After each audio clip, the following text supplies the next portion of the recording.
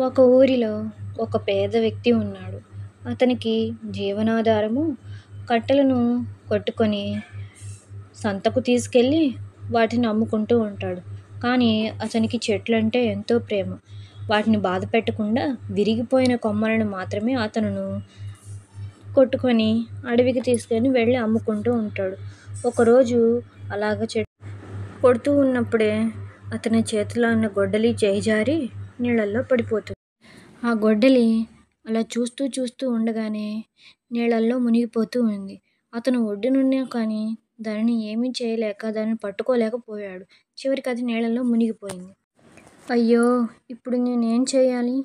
ఈ గొడ్డలే నాకు జీవనాధారం. ఈ గొడ్డలి లేకపోతే ఇక నేను ఎలా బ్రతకాలి అంటూ చాలా గట్టిగా ఏడుస్తూ ఉన్నాడు.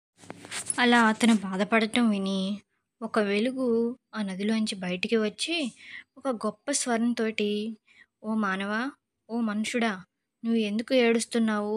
నీ గొడ్డలి పోయినందుకే కదా నేను నీకు ఆ గొడ్డలికి బదులుగా మరొక గొడ్డలి ఇస్తానంటూ చెప్పింది.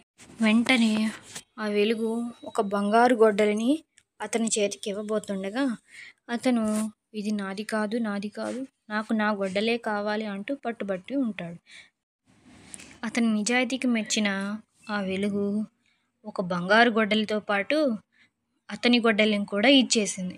అతను చాలా సంతోషంతోటి వాటిని తీసుకున్నాడు. ఇక వాటిని ఎంతో సంతోషంగా ఇచ్చిన ఆ దేవుడు కూడా వెళ్ళిపోయాడు. మీకు ఈ కథ నచ్చినట్లయితే లైక్, షేర్ అండ్ సబ్స్క్రైబ్.